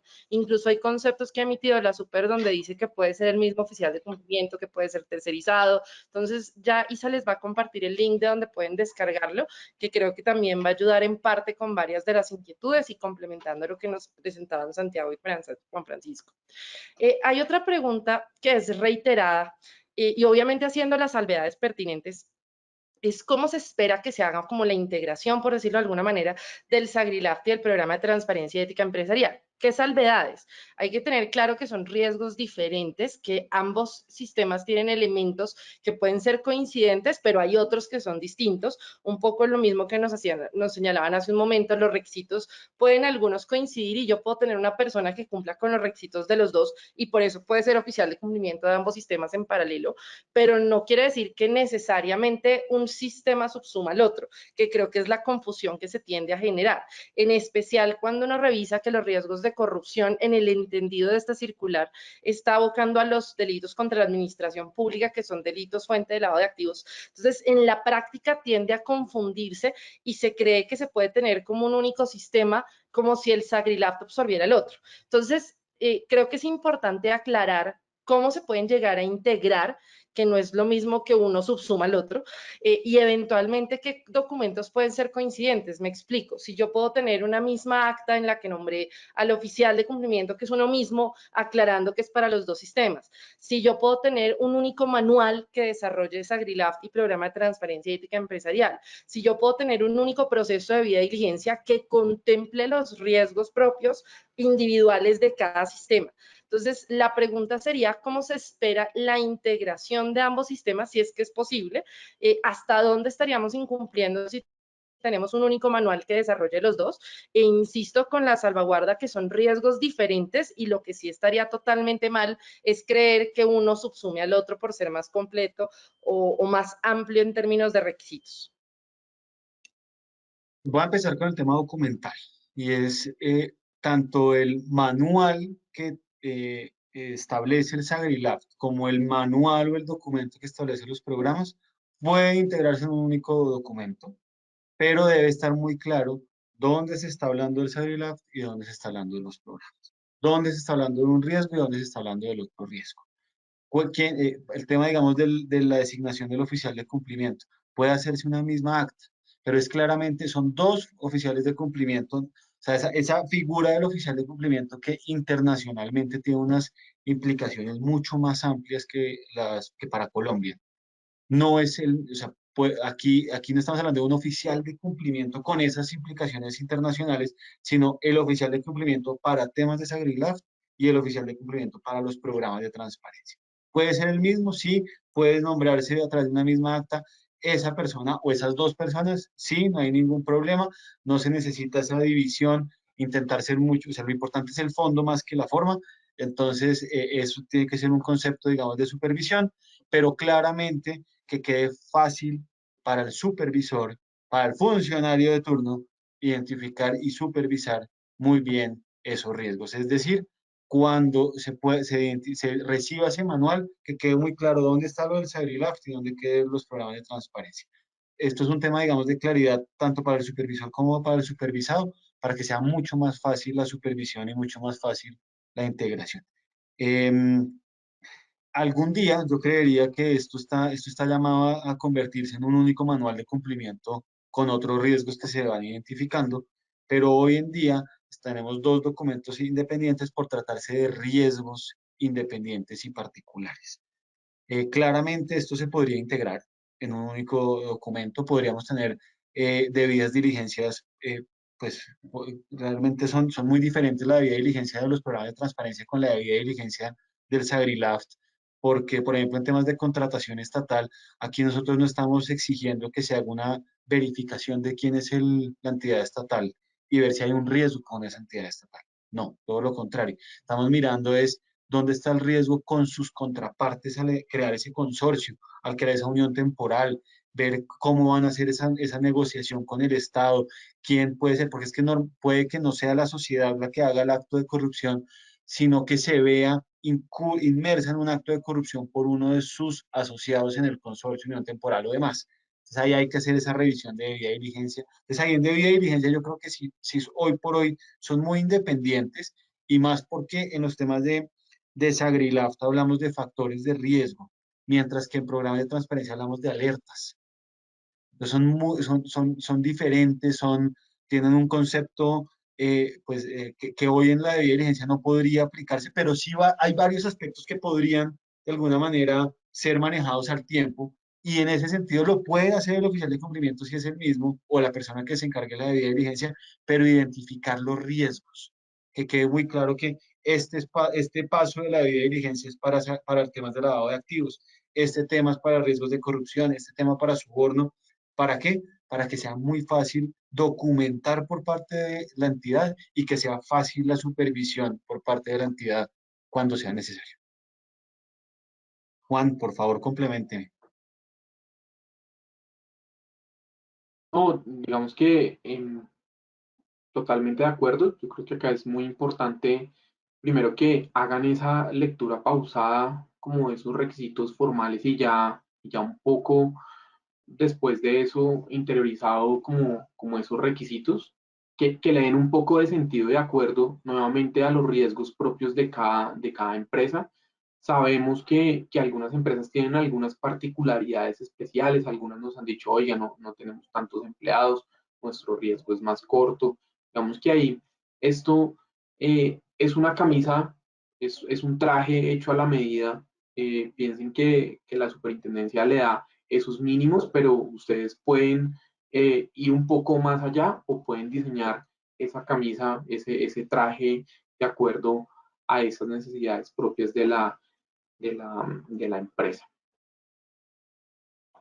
Luis y Juanita, yo creo que aquí hay un tema y es que no nos ha preguntado, pero seguro está en los comentarios, y es ¿por qué la superintendencia está emitiendo estas instrucciones si no está enfocada en el negocio que debe hacer la compañía e implementar esto? Creo que hay una mala interpretación de estos riesgos y esta búsqueda de protección de los riesgos. Yo creo que si tenemos más protección de estos riesgos, vamos a hacer mucho más competitivo a Colombia, mucho más competitivo al sector, y de esta manera vamos a traer mucha más inversión, vamos a generar mucha más competitividad entre los mismos pares en los mercados en Colombia, preveniendo el riesgo de corrupción y no generando esas desigualdades que existen, y de esta manera estamos fortaleciendo el objeto social de las compañías y también su negocio como tal, si se implementa de la mejor manera. Y más aún cuando no son instrucciones en blanco y negro que tienen que cumplirse X o Y, sino que son, como dice Juan Francisco, cada uno debe crear su propio manual y sus propias políticas hechas a su medida, hechas conforme a sus propios riesgos. Sí, efectivamente, coincidimos en eso, que la idea es generar esa cultura que al final, sumando una más otra compañía que implementa estas buenas prácticas, por supuesto sugeridas desde la norma, al final hacemos y construimos un escenario de mayor transparencia. Juan Francisco, perdón, Juan Sebastián, te pregunta. Tiene que ver justamente con el tema de la divulgación y capacitación en relación con la pedagogía, ¿no? Si bien se hace hincapié de que pues no solo es cumplir la tarea por cumplir, ¿no? Sino generar una cultura de cumplimiento, ¿cómo podría usted morigerar esos cambios en cuanto a la divulgación y la pedagogía cuando la operatividad de un sujeto obligado es muy grande? Es decir, si tiene 5.000, 6.000 contrapartes, es totalmente necesario que esa divulgación, esa pedagogía se haga a todas, o cuando la superintendencia entre a inspeccionar, podría variar los criterios en cuanto a esa campaña de divulgación. Y permítanme, yo agrego algo que vi por ahí en algunas preguntas, y es eso también, como qué relación tiene o si hay alguna instrucción de parte de la superintendencia con un tema que apareció en el formulario 52 sobre encuestas a empleados, a proveedores, a contratistas. Eso tiene, digamos que complemento la pregunta de Juan Sebastián en ese sentido. Hay varias preguntas que nos dicen si hay alguna instrucción a ese tema que apareció en la encuesta, en el formulario, en el informe 52, pero que no está en la norma. Lo primero es el tema de la divulgación y la capacitación a contrapartes. Si ustedes ven la circular, no estamos generando una instrucción de obligatoriedad para todas las contrapartes, sino cuando la empresa identifique un riesgo que se pueda materializar. Es decir, aquí entra el criterio de la empresa y debe dejarlo documentado en su política de cumplimiento para decir a qué contrapartes sí les voy a capacitar, a qué contrapartes no. ¿Por qué sí y por qué no? Porque esto es lo mismo, el mismo concepto del Sagrilaf cuando el beneficiario final. Aquí no estamos, el Sagrilaf no obliga, digamos, a identificar al beneficiario final para poder realizar los negocios. O sea, si no se logra identificar al beneficiario final, hay que dejarlo documentado y conforme a la política de cumplimiento y a las instrucciones de la Junta Directiva, definir si continúa o no con la relación contractual, pero debidamente documentada. Lo mismo acá. Si no o sea, la divulgación es muy importante porque es a través de estas contrapartes donde se pueden materializar estos riesgos principalmente. Si ustedes ven que no hay un nivel de riesgo, las compañías no ven que hay un nivel de riesgo claro en este sentido, pues no generar esa divulgación pues será obligatoria, pero dejarlo documentado y registrado, porque insisto, eso es un sistema de autocontrol y autogestión. Puede ser que la superintendencia cuando vaya a supervisar y vea esa política le diga, señor, ¿usted cómo no va a hacer unas capacitaciones o una debida diligencia o un aspecto, digamos, particular a este tipo de sociedades cuando aquí, según Gafi, según la OCDE, según la UIAF, según las mismas recomendaciones de la superintendencia, hay un alto riesgo? ¿Usted por qué no lo está haciendo? Debería hacerlo. Ahí entrar a un plan de acción y decirle ajuste sus políticas, ajuste sus sistemas para poder estar a tono con la realidad del riesgo. También esto se va a dar cuenta en el caso en que se materialice una conducta de soborno o corrupción. Uno ahí testea realmente si están bien las políticas o si están mal las mismas frente a estos aspectos de capacitación, divulgación, debidas diligencias, identificación de factores y demás. Esto uno lo testea realmente si se materializa o no, es decir, no hay que esperar a que se materialice para generar unos controles y unas políticas internas, sino realmente hacer esa pausa en el camino que les decía, identificar sus propios controles antes de, para poder definir a dónde va la mayor cantidad de instrucciones y de aplicación de estas instrucciones a sus contrapartes y partes vinculadas. No sé, Juan Francisco, si hay algo más por aclarar. No, yo creo que lo de las capacitaciones ahí es clave, el papel del oficial de cumplimiento y la identificación que él haga de a quién va a capacitar.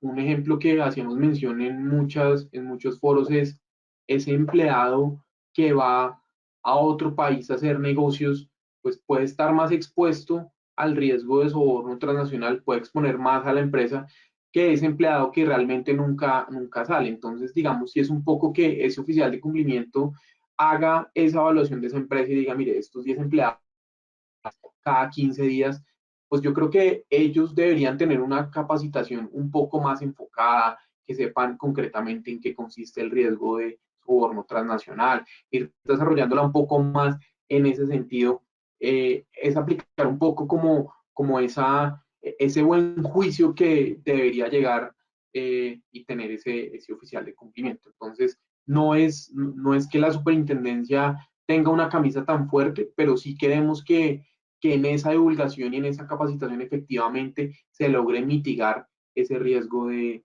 soborno transnacional.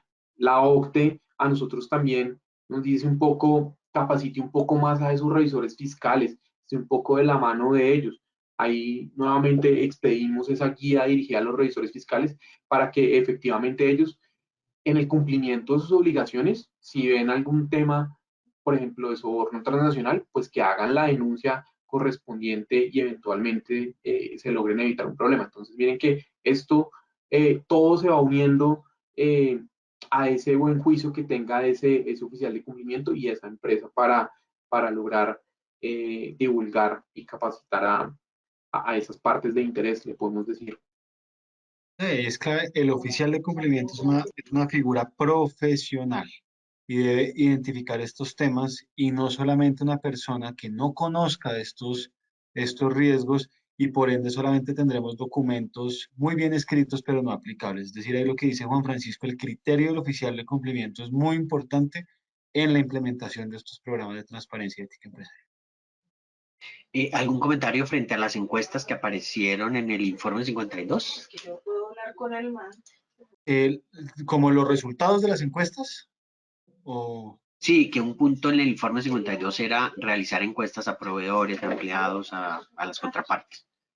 Eso está también en el numeral, creo que es 5.1.4, que se dice que una de las formas de evaluar la efectividad del sistema es a través de encuestas a empleados, proveedores, etcétera. La pregunta que nos hacen puntualmente es cómo se harían esas encuestas o qué tipo de preguntas, si existe algún tipo de formulario o proforma sobre el tema, es sobre ese punto en concreto. Lo primero es en las visitas, uno puede llegar y en las visitas decir, por favor, que venga y pase al tablero 5 personas, aleatoriamente. Y cuénteme cómo le han hecho las divulgaciones, cómo le han hecho las capacitaciones, porque muchas veces el oficial de cumplimiento tiene un cronograma que en el papel se puede ver muy bonito, pero hay que ver realmente si se hizo y a quién se le hizo. Entonces, esa puede ser una primera encuesta. Preguntar, cuénteme usted cómo ha visto la implementación de estas capacitaciones, cómo lo han hecho, cada cuánto le han hecho estas capacitaciones. Puede que diga, no me acuerdo de eso, pero tengo esto en mi Outlook, donde aparece que tuve esta capacitación. ¿Qué le dijeron? No me acuerdo. Gravísimo. Tiene que saber cuáles son los riesgos, dónde poder por lo menos encontrar el manual de la empresa para poderlo revisar si es necesario. Esto es un implemento de trabajo que especialmente las áreas comerciales tienen que tener bajo el brazo para poder prevenir estos riesgos. Juan, bueno, los otros temas es el informe 52 como tal está enfocado a ser respondido por el oficial de cumplimiento o el representante legal frente a la implementación de estos programas. pero las encuestas a empleados y demás, pues son elementos que podrá usar la superintendencia no solamente como un enfoque sancionatorio, sino como un enfoque de cumplimiento. Aleatoriamente preguntarle a unos empleados, hasta anónimamente, para generar esa verificación del cumplimiento. La idea aquí es sacar estadísticas cada vez mejores y mayores para poder generar una mejor regulación y una mejor implementación. Adelante, Juan. Yo creo que no tenemos ningún informe ni ningún diligenciamiento de preguntas que efectivamente el oficial de cumplimiento pueda utilizar para preguntarle a los empleados, por ejemplo. Pero yo creo que, nuevamente, como les digo, eso parte del buen juicio que pueda tener el oficial de cumplimiento. Yo creo que en este momento tenemos unas herramientas a disposición para darles un ejemplo en el curso de lucha contra el lavado de activos o de soborno transnacional. Nosotros, es un curso muy sencillo y al final nosotros hacemos unas preguntas como para ver qué tanto han entendido las personas acerca de este tema. Y digamos que ahí el oficial de cumplimiento va a tener un muy buen insumo y va a poder ver en qué están fallando, qué tanto no han respondido bien y tener como, entre comillas, ese plan de mejora. Realmente yo creo que ser oficial de cumplimiento puede ser un reto muy grande, pero miren que es un panorama que estamos construyendo. Yo creo que acá en Colombia y hay unos retos importantes y pues muy interesantes de asumir. Pues muchas gracias. Yo creo que voy a hacer la última pregunta porque no queremos abusar del tiempo y también de la asistencia de la invitación de todos ustedes. Entonces, Paola y Sandra hacen unas preguntas similares en cuanto a algo que mencionó ya el doctor Santiago sobre la debida diligencia, de la diferencia del enfoque de la debida diligencia y los factores de riesgo entre Sagrilaf y ahora el nuevo programa de transparencia. Paola dice, entonces, si entiendo bien, este nuevo programa pide 3 procedimientos, el de debida diligencia, el de gestión de riesgo y el de archivo y conservación. Si eso es cierto, ¿y cómo se podría entonces eventualmente integrar si son con criterios diferentes? En lo que se pueda integrar, se puede integrar. En lo que no, pues no. Eso es, o sea, aquí no estamos exigiendo por fuera de lo posible y aquí pues cada uno es independiente, pero en lo que se pueda integrar se puede hacer y para simplificar un poco las actividades. Juan, adelante, que este es un tema de implementación que vale la pena su opinión. Sí, como lo dice Santiago, en lo que se pueda diferenciar, es importante hacerlo. Miren que capítulo 10 Agrilab, oficial de cumplimiento, debe registrarse ante el CIREL y cuando se den los supuestos debe realizar un reporte de operación sospechosa. De ahí deberá conservar esos documentos que eventualmente puede que la OIAF se los solicite.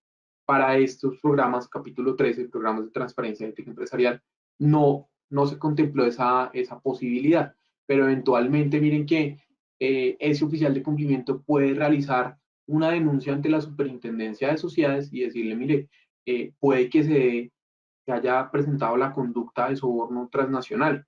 Para la Superintendencia de Sociedades, la conservación de esos documentos pueden ser importantes o serán importantes. Entonces, miren que ahí pueden confluir varios aspectos que se pueden trabajar de la misma manera, pero teniendo en cuenta que nuevamente es importante, son riesgos diferentes. El enfoque para estos programas es diferente. Y el riesgo al que puede estar expuesta una empresa, miren que en los dos capítulos hacemos mención a sectores diferentes. En alguno, por ejemplo, le ponemos nombre y apellido a lo que conocemos como APNFDs, y en otros ya nos enfocamos a sectores como el manufacturero, de las tecnologías, etc. Pues, doctor Santiago, nos quedan más preguntas, pero lo que vamos a hacer, como es costumbre en otros eventos similares, nosotros reunimos todas las preguntas, les damos, hacemos un documento y lo compartimos a todos nuestros participantes. Doctor Santiago, quisiera pedirle un mensaje final para todas nuestros participantes que nos acompañaron esta mañana. Sí, yo creo que aquí hay que buscar que la superintendencia continúe siendo un aliado en la implementación de esto y eso lo hacen los supervisados acercándose a la superintendencia, mostrándole también las dificultades que han tenido en la implementación, buscar hacer parte al supervisor de esa cultura de cumplimiento, que el supervisor no esté aislado de esta implementación y por eso invitarlos a que envíen toda la cantidad de solicitudes de concepto que se necesiten para generar una interpretación clara y concisa de estos nueva regulación, y con el enfoque, que aquí lo dejo y lo quiero dejar resaltado, de la superintendencia. No cree que sean perfectos los documentos que hemos emitido, siempre serán sujetos de mejora, y esas mejoras deben ser de alguna manera propuestas por los obligados y por los sujetos obligados para mejorarlos cada día, y con el enfoque de generar esa cultura de cumplimiento, no un enfoque sancionatorio.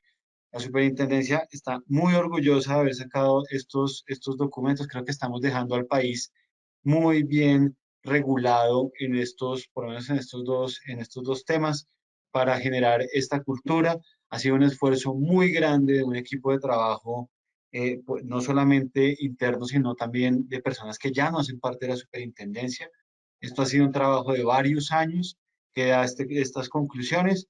Así que, pues, muchísimas gracias por la asistencia a todos a este evento, y darnos la oportunidad de generar esta pedagogía, porque nuestras encuestas demuestran que los supervisados no cumplen con estas instrucciones, no es porque no quieran, sino porque no las conocen. Así que el rol de la pedagogía es muy importante, y es necesario que sigamos insistiendo en esta materia en todo el enfoque. Hasta cuando lleguemos a hacer visita de la superintendencia, el enfoque será pedagógico.